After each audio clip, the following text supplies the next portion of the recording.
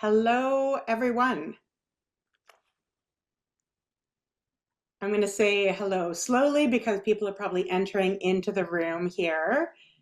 My name is Nikki. I'm the manager of education and marketing here at the BCACC, and I'm so happy that you have all joined us. I'm going to take a couple minutes just to introduce our session, and then I'm really excited to hand this over to Dr. Nicole Little, Dr. Cole. So welcome everyone. And all I want to say is, so this session is flexing into summer, really looking at summer anxiety and looking at what we can control, what we can't control. And so I'm so excited to welcome Dr. Cole here, who will be on the screen in a moment doing the presentation. Sorry, I got flustered here in everything I was doing. So Cole is a therapist who specializes in anxiety and other conditions of over-control and uses radically open dialectical behavioral therapy. And I know there were a lot of people who had a lot of interest and questions about that. So I'm excited we'll be bringing that forward. I want to take a moment to acknowledge the lands that I'm coming from today. So I'm coming from the lands of the Lekwungen speaking people, known today as the Songhees and Esquimalt nations. And feel free as we get started to put where you're coming from in the chat as well. And we are recording this session. It'll be available on our website. I'll get an email out to everybody after the fact. And we're running this as a meeting because it's nice to feel that we're in this space together. So with that, I want to say welcome, Cole. Thank you. And take it away. Excellent. Okay. And I love that we're running this as a meeting, by the way, because one of the things that we say in RODBT is better together is one of our mottos. So thanks everyone for joining. So tonight we're going to be talking about flexing into summer. You'll see a few puns along the way, including a little survival guide. So let's get rolling. Whoops. Okay. So let's just have a look at our agenda really quickly. Little introduction, summer expectations. We'll talk about summer stressors, skills to flexibly respond, and hopefully we'll have some time for a summary and maybe a Q&A. And Nikki has graciously offered to keep track of questions as they come in. And so I think ideally let's wait until sort of the end of the session to be looking at the questions. If you have something like burning that you absolutely need to ask in the moment, let Nikki know. But she's going to be paying attention to the chat, and I'm going to be paying attention to the content. So hopefully that makes sense. And I want to extend a thank you to everyone who took the time to put in their thoughts about what they wanted from their presentation tonight. And I have to tell you, we could do an entire curriculum on what was suggested. I just thought there was some brilliant ideas in there. And I just wanted to let you know, I can't probably touch on them all, but hopefully what I'm offering tonight is something that people will be able to walk away with a practical skill and also to be able to sort of reevaluate their relationship with summer. So that's my hope. Okay. So who am I? So Nikki gave you a little review of that. Now, clearly, I am not wearing summer clothing in this particular photo. This is my giant Muppet Monty. So I am a therapist who specializes in anxiety. I work in eating disorders as well. And I joke the general chaos of life, specifically as it relates to conditions of over-control. And we'll talk a little bit more about what I mean by over-control as we move on tonight. I'm also a clinical, approved clinical supervisor with the British Columbia Association of Clinical Counselors and also the Radically Open DBT Institute. And I am a circus ringmaster for 5 animals. So I have a lot in my career regarding animal-assisted therapy.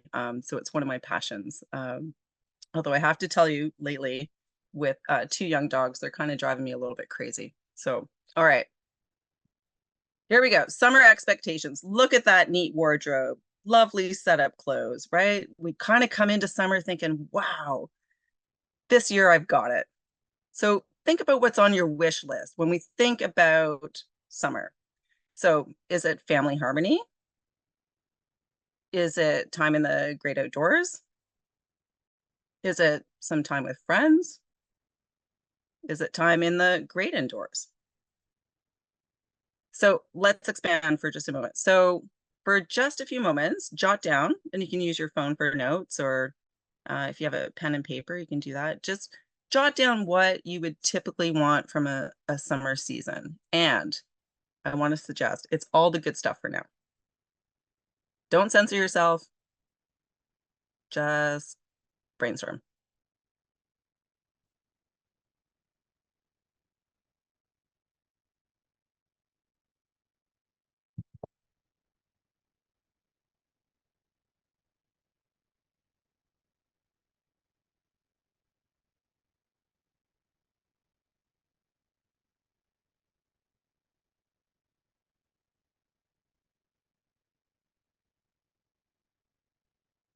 Okay.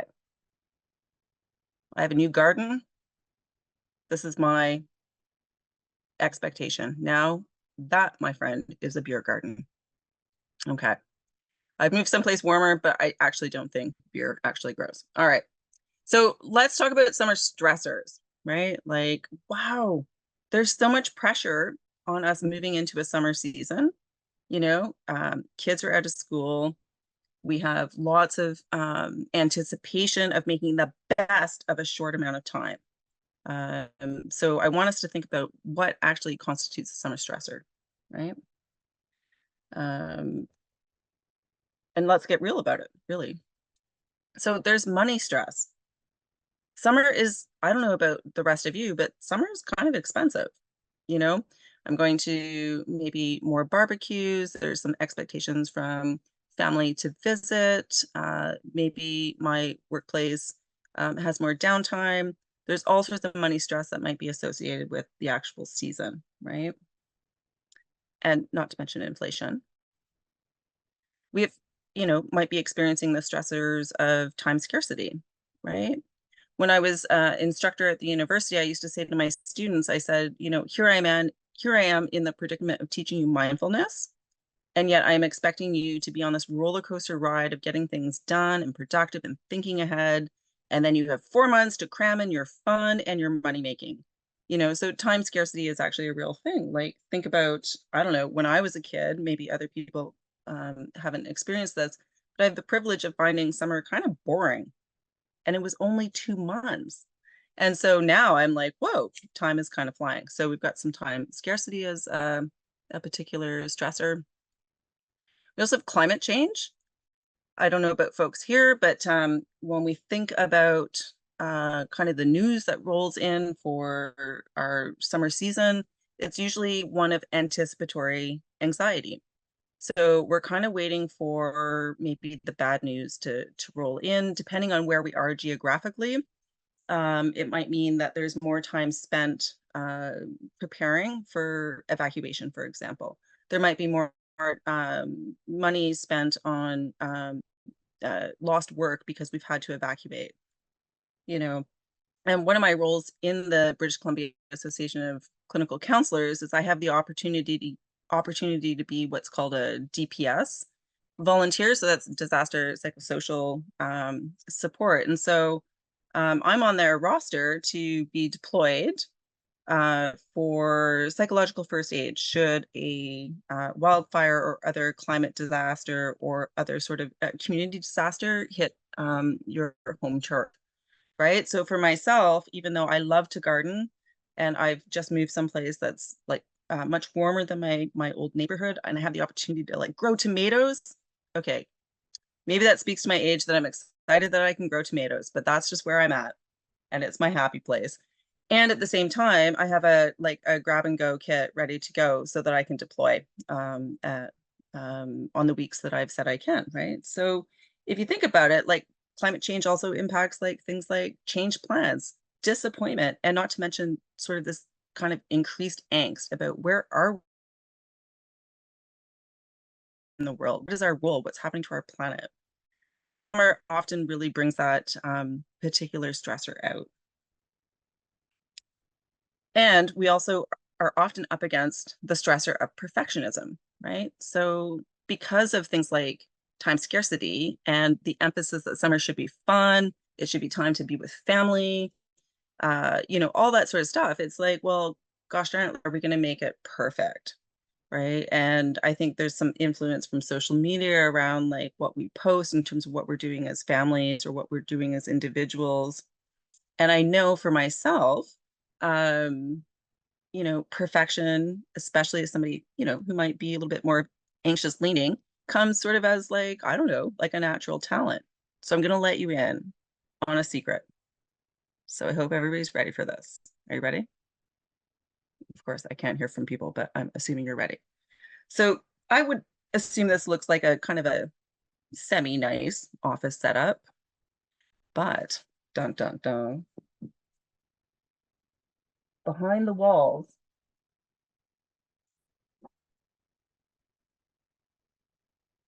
are piles and piles of U-Haul boxes because I just moved. So when I was discussing with my family about how to do this presentation or where in this house to do the presentation, I was like, it needs to be in a place where it looks very professional and it looks like I really have my shit together. And the reality is that I'm doing this presentation in the best Wi-Fi spot in the house, which happens to be the basement, which happens to be where all the boxes are.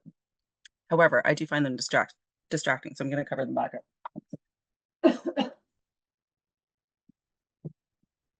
And I really like this, so I'll put it back up too. But the bottom line is that, like, if we think about how we want to present ourselves to the world, it's like, how do we actually let go of expectations of how we're supposed to be, who we're supposed to be, and what we're supposed to do in a summer? Because one of the skills I'm going to teach you tonight is that it's actually okay to like chill out and practice the art of non-productivity. So instead of this concept of like we have to keep constantly like moving forward, doing things, accomplishing things, it's at the feeling of like being able to actually chill out. And so just check in with yourself for a moment right now and kind of assess like, what is my capacity to chill out? What is my capacity to give myself the benefit of the doubt? What is my capacity to give others the benefit of the doubt? And what would it mean to just actually be in a space where I'm not having to do something to prove that I'm worthy? All right. So then let's talk about what maybe is on your mind in terms of summer stressors. So again, just for a few moments, just jot down what you typically worry about for the summer. And by the way, I had some insight to this with the information that you shared, and it's quite varied.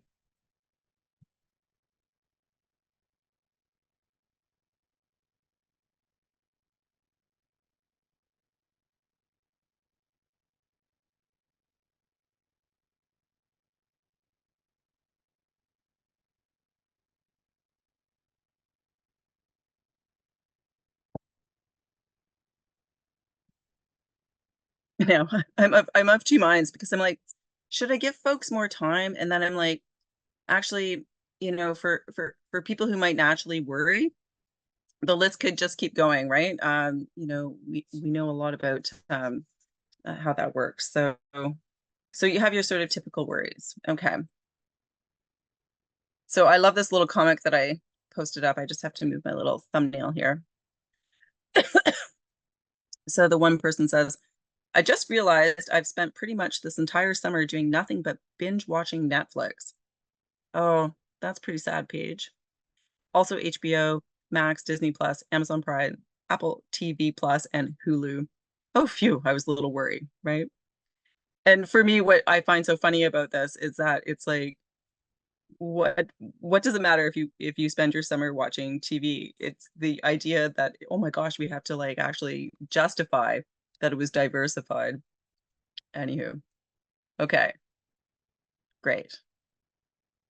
So let's keep trucking. But here's the deal, my friends. It's like for folks who lean towards an anxious temperament or experience a generalized anxiety or look at the world as sort of a glass half empty, there is always something to worry about. And it does not matter what the season is. So Nikki, you and I are gonna like connect after this webinar tonight, and we're gonna talk about like handling seasonal stress, maybe that'll be our next thing we do, you know. And by the way, the world needs folks who are kind of leaning towards an anxious predisposition, right? We're the people who like made sure that, the harvest wasn't like all eaten before the winter. We were the people who, made sure that, things were taken care of. So there is a merit in being able to plan ahead, and able to be thinking ahead, and also to be kind of like having this like contingency plan in place, right? But it can be exhausting. It can be exhausting, right? And summer, I don't know how many people here are parents, but summer is like pretty exhausting in terms of like kind of like a Tetris game of like, like what we're signing up for, what we're not signing up for, how we're going to get chores done, and how we're going to work full time through that, right?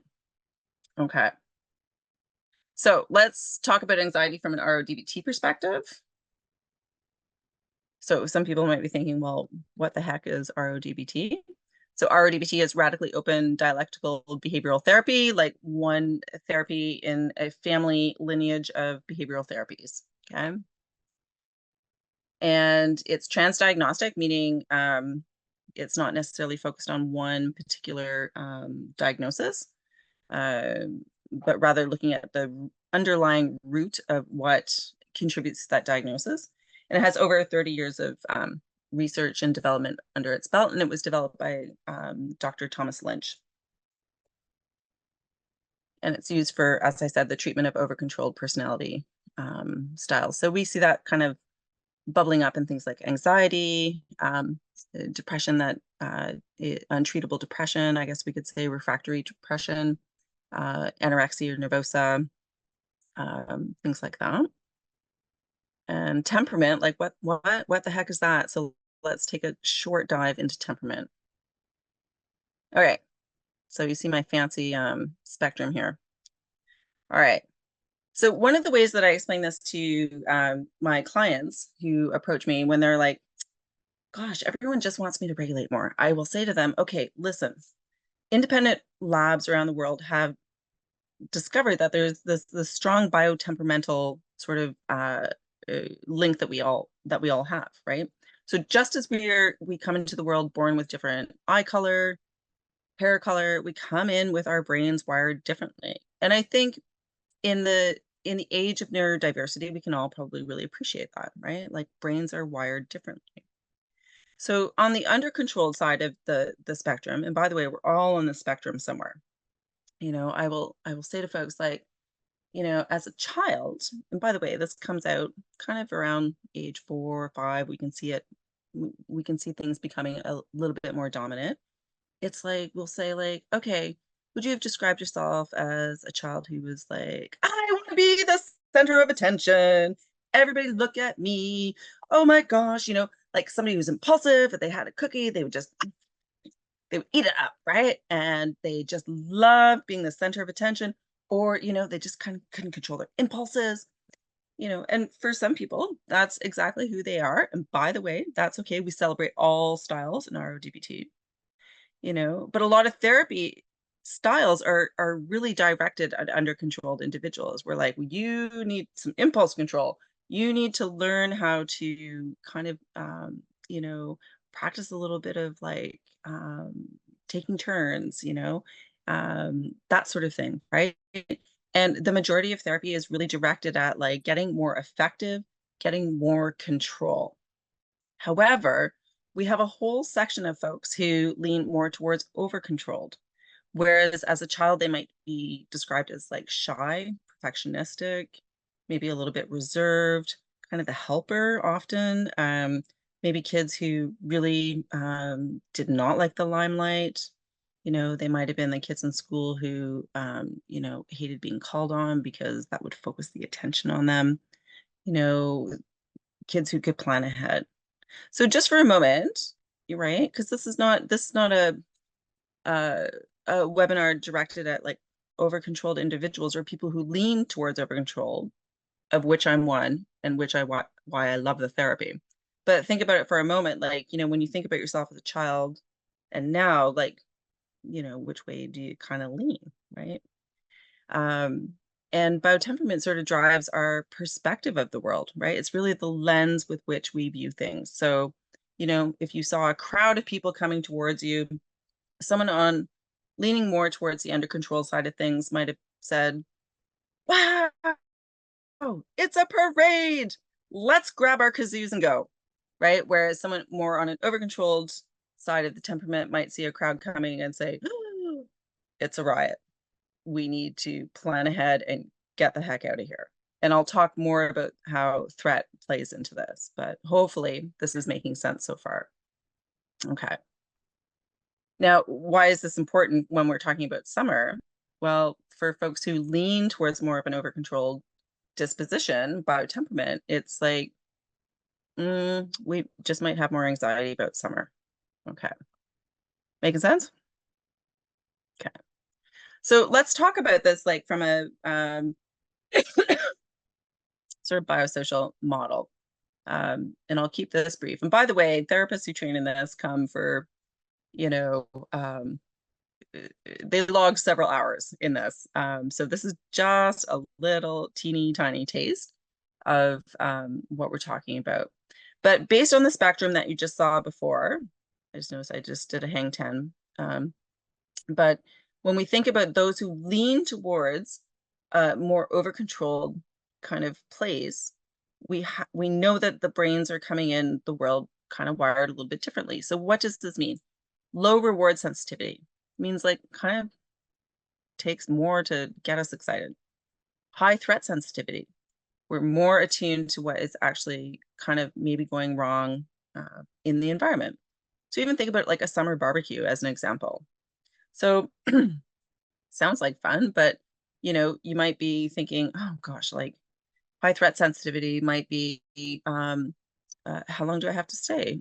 Where's the exit? How many bathrooms do they have? Like, what's my obligation to kind of give back? Like, do I have to reciprocate the invitation? High inhibitory control refers to looking at the capacity to kind of keep your emotions in.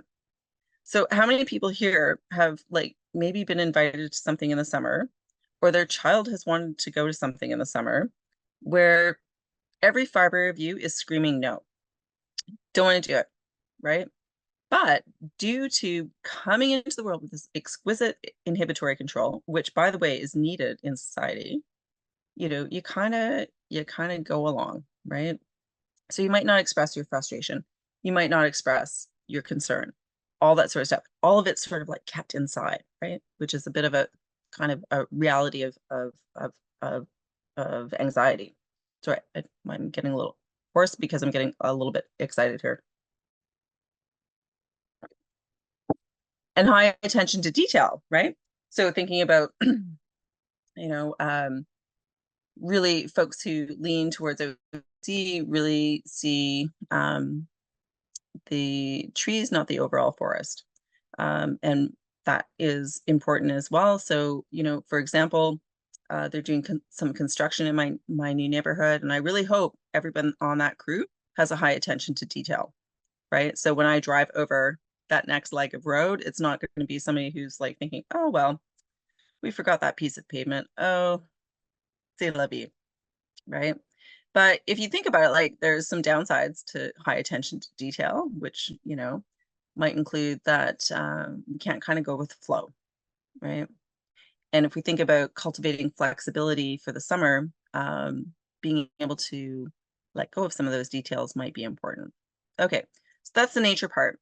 If you think about then, how are those brains then, kind of brought up? And by nurture, this is not about parents per se. It can be family, it can be in the environment, it can be in the school, it can be in the workplace.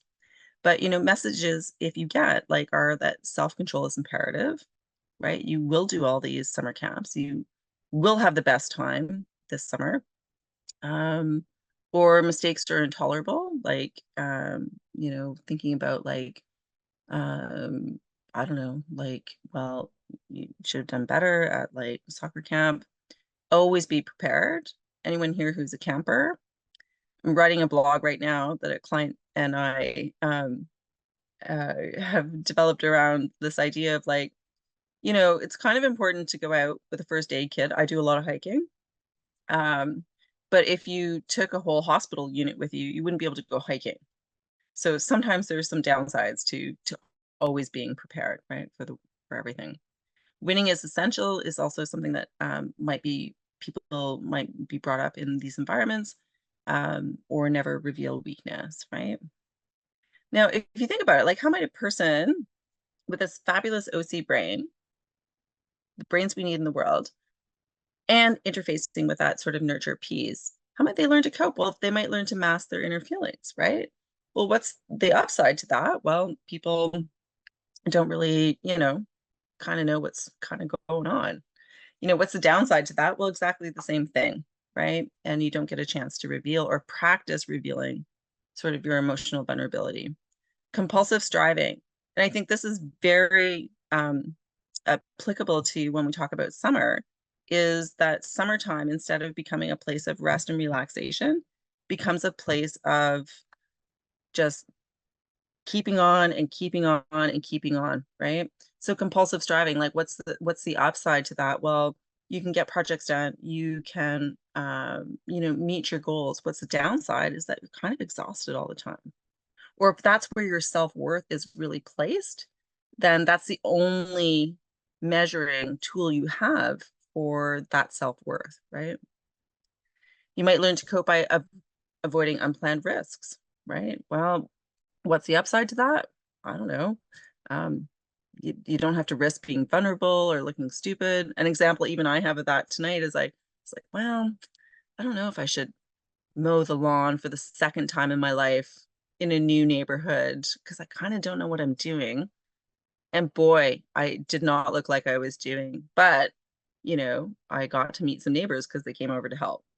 Anyways, distress over tolerance, meaning like I will just take on more and more and more, and I will never let them see me sweat. Now, what's the upside to this? Well, people run marathons.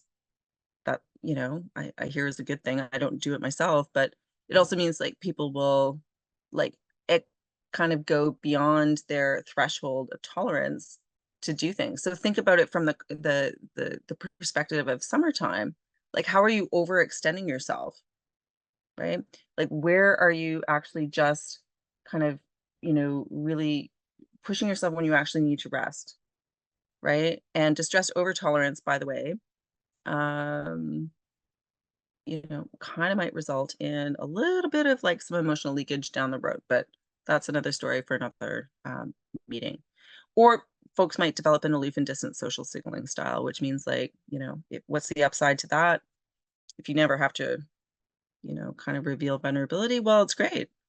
You have like sort of these surface relationships. What's the downside of that is that you're kind of lonely, right? So I- as I'm talking about this, it's like I could talk about this all night, but it's like thinking about why this is important. It is really important for like thinking about if you have habitual ways of coping, and you have habitual stressors for summer, can there be a way to sort of unwind those a little bit so that we can be looking at the bigger picture of how to be more flexible in our responding overall? Okay, let's carry on. Oh yeah. Oh my God, what if I lean towards over control? Don't panic. That's the bottom line. Okay, chill out. We got some skills. And so that's where we're going to move into skills. Okay. So we're going to talk a little bit about like kind of states of mind that, when the pressure's on, some OC folks get into, right? So, and this might also be true of all folks. So if you think about it, like, what do we want for summer? We want this flexible mind that's in the middle, right? The capacity to really approach life, and not just summertime, but like to be approaching in a way that's like, okay, I can kind of be a little bit chill, you know. But however, like under stress, like sometimes what ends up happening is we'll move into fatalistic mind. What's fatalistic mind? It's a state of mind where we're thinking, like, think about being the captain of the Titanic, right? And it's like somebody comes and tells you, Captain, there is a iceberg there, and what do you say? you say, there's nothing to be done. I cannot help the crew. And you go down into your bunker with your rum and Mickey and you close the door and you kind of just give up, right? So fatalist mind is really about giving up. Fixed mind on the other hand is really about like being so particularly attached to the agenda that there are no other options. So imagine being the captain of the Titanic and you're like, somebody comes and says, Captain, there's an iceberg. And you say, well, that's too bad because my course is set and this is the course we're going to do. And the reason I wanted to teach you about these states of mind, and there's much more elaborate teaching around it, but is to really look at like, where do you go in summer? Do you go into fatalistic mind where you're like, to hell with it, everyone can fend for themselves, right? Or do you go into fixed mind, which is, this is the agenda, this is what we've signed up for, this is what we need to accomplish? Because if you think about it, both spectrums are kind of a little bit, well, again, a little bit exhausting and a little bit demoralizing, right? So how do we get to flexible mind? This is the question of the hour. All right. So there are many skills to achieve flexible mind. And by the way, there's a whole skills curriculum that is built and it has, it's a 30-week curriculum. And typically each skill takes 1 hour to teach. So you're really getting Nicole's notes tonight on what is a little bit of a flavor of each. But as I said earlier, my goal is for folks to walk away with something like kind of practical. And in the larger sort of like the larger perspective of RODBT, we talk about individual RODBT and skills class is sort of like the full quote unquote prescription. However, research shows that skills class alone is effective. But I was like, I went into my like treasure trunk and I was like, okay, what do I think are the 3 best skills I can give people tonight? So remember, typically these they take an hour to teach. So if you're curious about it, please, I've got my contact information at the end, but let's just kind of dive into some skills. Importantly, looking at that, it's like RODBT is bottom up. So for anybody here who has like really tried to outthink their worry about summer, has tried to outthink their worry about climate change, has tried to, you know, outthink whatever, it's like, guess what? It's probably not going to work. You're probably too good at thinking, probably too good at planning, right? So when we look at the bottom up perspective, it's really about like, how do we activate the physiology of the body to interact with the mind, right? So I'll talk more about that in just a moment. So you can't think your way out of stress. Imagine that. And by the way, a lot of us here are good thinkers. And it's been reinforced like in school. I don't know, maybe we're the person in the family who's the problem solver, like all sorts of things, right? So this isn't about getting you to kind of think less. It's about approaching problems from a different starting point, if that makes sense. Okay. So we use the body in conjunction with skills to amplify our flexibility. So let's have a look at what this means. All right, so I'm going to teach you the first skill is big 3+1 is what we call it. Now, here's a picture of Thomas Lynch, by the way, the developer. And you might be wondering, well, why are we seeing a picture of Thomas Lynch? Because this is an example of what we call a closed mouth cooperative smile. Okay, so how many people here have ever responded to an invitation, maybe a request for help, participation, etc., with a, yeah, I'd love to help you. That sounds great. You know, so it doesn't actually come across as totally genuine, right? So when we think about a closed mouth cooperative smile, it's very particular because what we're looking at is a non-tooth smile. And when I work with my clients, many of them will either have like a toothy smile or they will have a more flatter affect, right? And they feel like a smile just feels kind of weird, right? Like Nikki actually has a pretty fabulous closed mouth cooperative smile, I just have to say. Sorry to put the heat on you there, Nikki, but it kind of comes naturally to you. So next time I do this this teaching, I'll get a picture of you as well, because that's a perfect example, right? But the idea is that, like, how do we relax our physiology? If you think about it, like, oftentimes we're like leaning into people, we're like, oh my gosh, you know.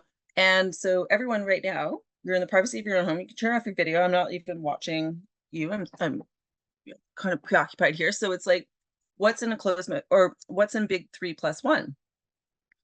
You know, think about if anyone's asked you to take a breath.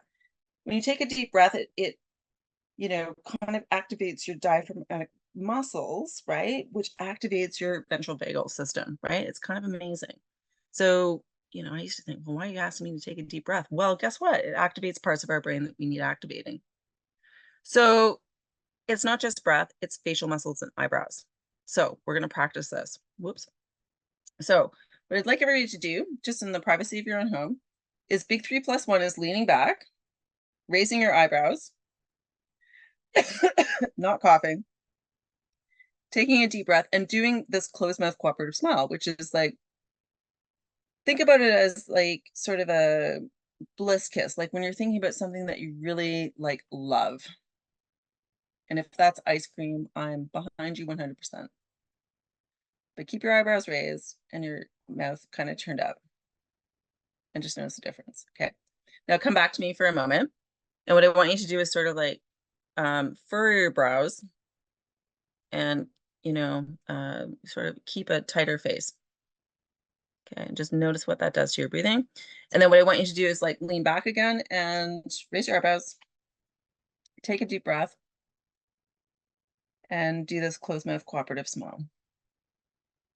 And I often sigh, and that's the response of our ventral vagal system saying like, ah, all is well. Now, why on earth would I be teaching this little combo, right? Well, think about, you know, when the stress response of summer comes. So someone might ask something of you, or you might want to make a request of somebody else. This actually allows your nervous system to rest a little bit in a way that makes you look open. It actually allows people to relax their own nervous system in response, because we have this micro mimicry going on, right? And if your smile felt too big, by the way, I would encourage you to practice it in the mirror. And for those of you who are here, but then it's not a trade secret because it's recorded, but I was in remedial closed mouth smile for a little while with Tom Lynch, who is my clinical supervisor. So it's like, you know, because I kept saying, oh, it's too big. And he's like, not big enough, not big enough. But remember, no teeth. So next time, you know, when your initial response is like, a little bit of irritation, practice this and just see what response it has on your body overall. Okay. Second skill we're going to move into is flexible mind varies. So you might recognize one individual in this photo, and that would be me. Now, what is varies all about? Well, it's really looking, like I said, at two sort of things together. One is around like experiencing novel behavior, but it's also around practicing the art of non-productivity. And we don't have time to go into the art of non-productivity tonight, but I do want to talk about the importance of novel behavior. Okay. The reason I shared this photo, by the way, is I love ping pong, but remember we talked about the biosocial model. I'm a little bit competitive. So part of my varies challenge is to keep ping pong fun and not an Olympic sport in my household. So, all right, let's talk about varies because it might be important for summer. So if we think about varies, it's really like asking yourself, by the way, RODBT loves their acronyms. It's like a willingness to experience something new. So just thinking about yourself today, tonight, in this moment, it's like when you're approaching summer and we're looking at like how having to handle stress, oftentimes an inclination can be to clamp down on sameness, right? We need better routine. We need to like keep things like sort of where they're at. And if someone suggests something kind of new to do, like what is your willingness? Like how would you rate that? You know, and maybe by the way, that's something new is not overstuffing your summer. So if you're thinking about the pressure that you're having on summer, like what would it be to kind of open yourself up to like, okay, maybe we don't have to like reach this perfect, perfect pinnacle, right? So verifying your willingness to experience something new, checking the accuracy or hesitance, aversion, or avoidance, right? So think about it. It's like, is it accurate to, or does it like feel appropriate to be able to say, thinking about saying no to something, right? If that's a new, if that's a new behavior for you, right? Like, what is the accuracy of that? Is it okay? How do you relinquish, the R is relinquishing compulsive planning, rehearsal, or preparation. So um, granted, some rehearsal is needed, some preparation is needed. I mean, if you want to sign your kids up for camp, you got to do it. If you want to find a camping spot in British Columbia, you kind of have to be on it, right? But the idea is like, how can we lend ourselves to being in the moment for certain things and not over prepared for all things, right? Because think about the impact that that has on relationships, right? If we rigidly adhere to what it is that we've planned or that we have prepared. Activating one social safety system, and guess what? You already have that skill. You just did it. Big 3+1. There's several others that we teach alongside, but that's sort of the key one. And non-judgmentally evaluating the outcome. So if we open ourselves up to learning something new, doing something new, how then can we actually step back from our perfectionism and say like, okay, and how did that really go?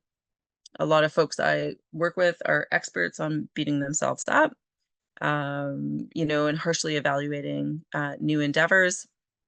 My lawn mowing experience might be good teaching tonight in that, I wanted to look like I knew what I was doing, and yet I didn't. And imagine that, like, and the world didn't fall apart, and I met new neighbors as a result.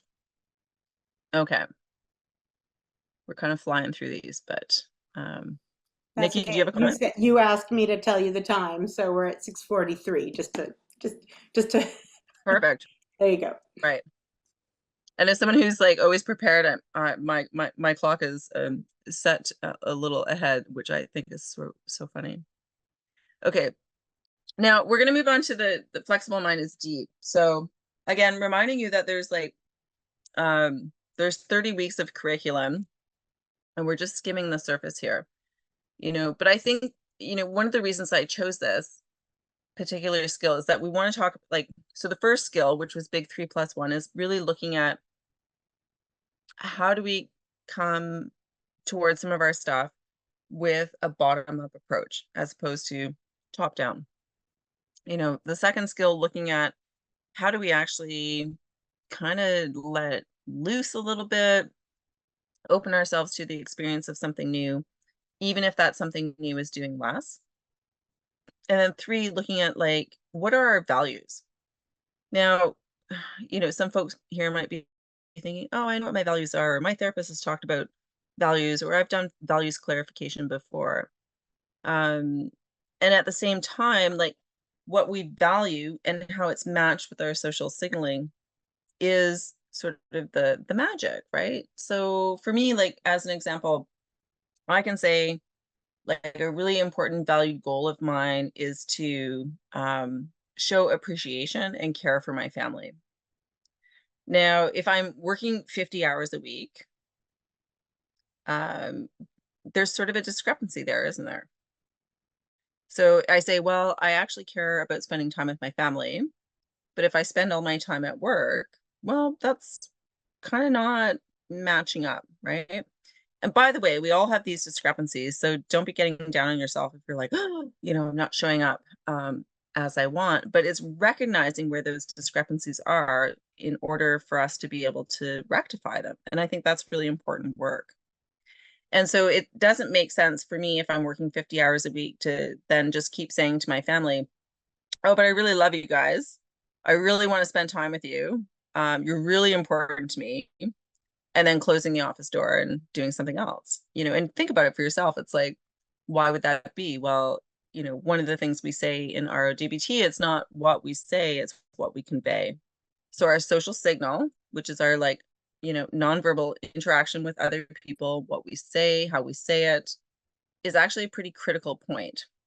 So I want people tonight, I don't know why I'm suddenly so passionate about this, but to think about what your values are and how you're going to communicate them, right?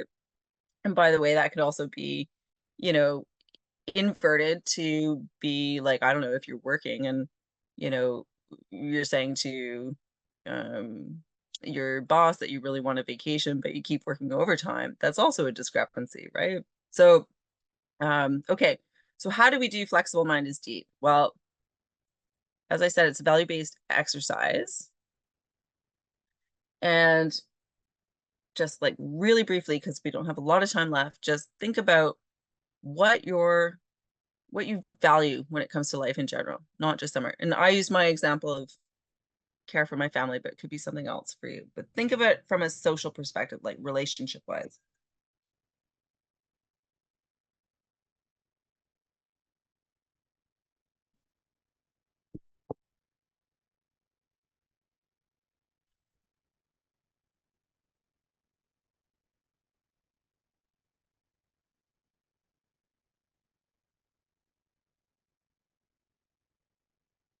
Okay.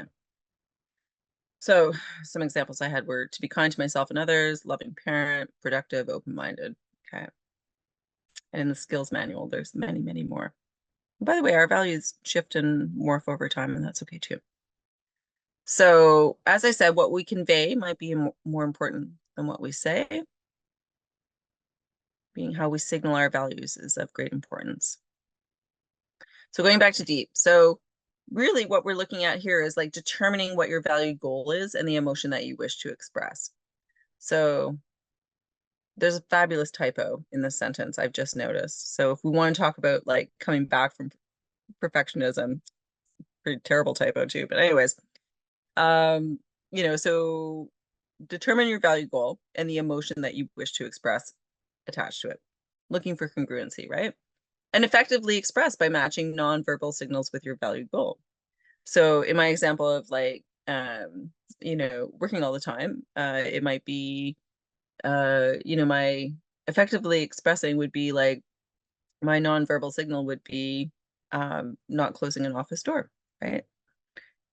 Using self-inquiry, which is a whole other skill that we don't have time to go into tonight, but it's really about like, instead of automatically justifying, defending, getting down on yourself or blaming the world, it's about really sitting in an open place of, is there something for me to learn here, right?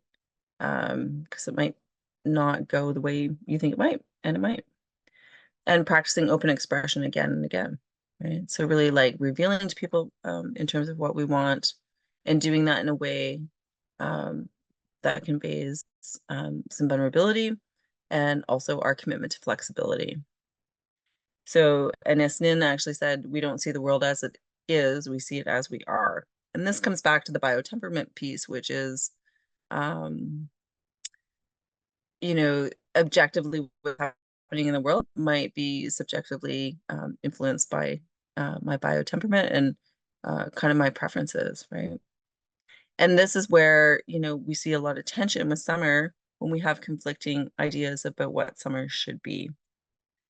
All right.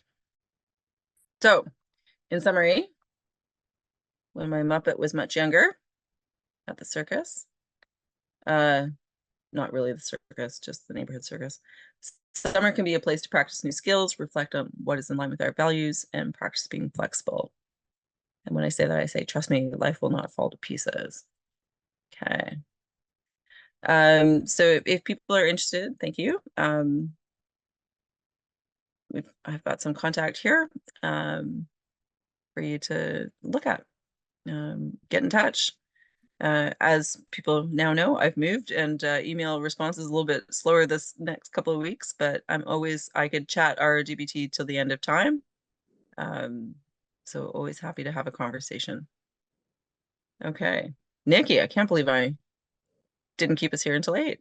You're amazing. That is fantastic. So I know we have a couple of minutes left. If anybody has any questions, I know sometimes at the end of the day it's more about taking it in, but feel free to raise your hand or put it in the chat.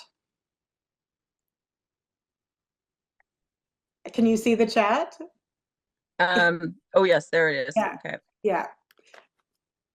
I don't know if there's questions, but there's appreciation. Yep, the recording will be available. We'll get an email out to everyone. If you're on our newsletter, that might be the fastest way of hearing about it.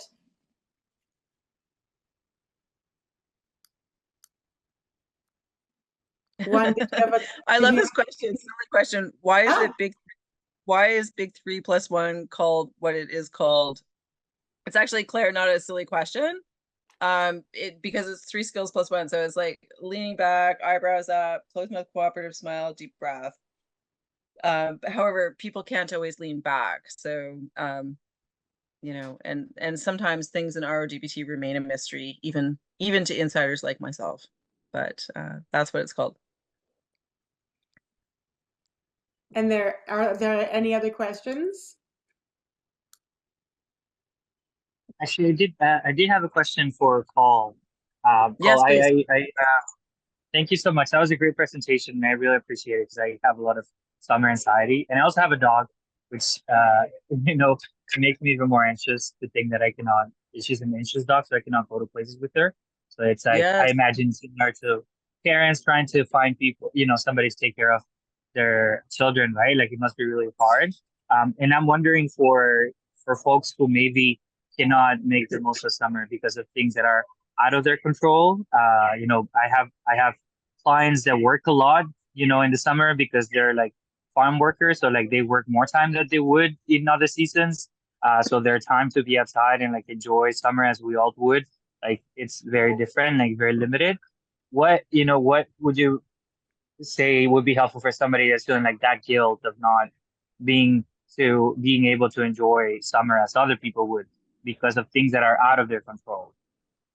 Right, right. No, I love that question, Juan. And it's like looking at, first for some people, like the summer season is their work season, right? That's so true. And so, but I think it's also the expectation that we should all enjoy summer, right? And it's like that's kind of a question in and of itself. So is it that there's like this FOMO thing going, like fear of missing out with people from your folks where like you're supposed to participate in things? Like is it managing that piece around like, okay, well, the social construct of summer, and the privilege that's associated with that in terms of like people should have time off?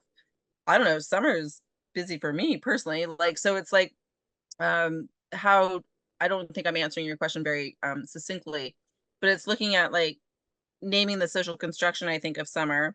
Also, to being able to say like, okay, then what season is your sort of chill season? And three, what are the skills I can teach you to be navigating stuff without harsh judgment around like having to decline invitations, or even being able to manage your own personal expectations around what summer should be. Is that helpful? That is actually, yes, it is quite helpful. I know that I think Canada in general, I'm from Mexico, and that's not an issue there because we have sun all year round, at least where I come from. But here is really hard. And I think at the beginning of summer, I see that with people that I know that work in construction, and I work with immigrants and migrant workers, and I see people that, have to work more hours at the beginning of summer because they need to do overtime, and they don't know how to say no to that either because of a whole different bunch of issues, but they're not able to say no to that. So then I see them struggling with, this guilt of how did I say yes to working on a Saturday, right? When, I have a camping trip where I could be, right? So I Right. think that's really useful, just like understanding that there's other, you know, taking that idea or like that importance, so to speak, from summer. I think that's something that could be useful. Yeah. Yeah, yeah.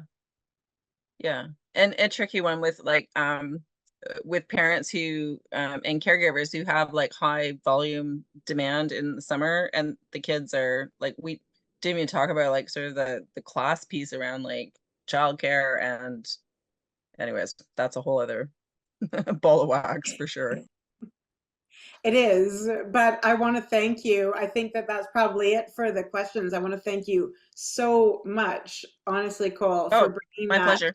forward. It's fantastic. And I want to thank everybody for joining us for this session. We're always so happy to just merge this knowledge with people, and that's what we're doing here. So thanks so much, and I'll send everybody off into this beautiful evening if that's where it is for you, and we'll see you in the next session. Okay, thanks everyone. Bye, everyone.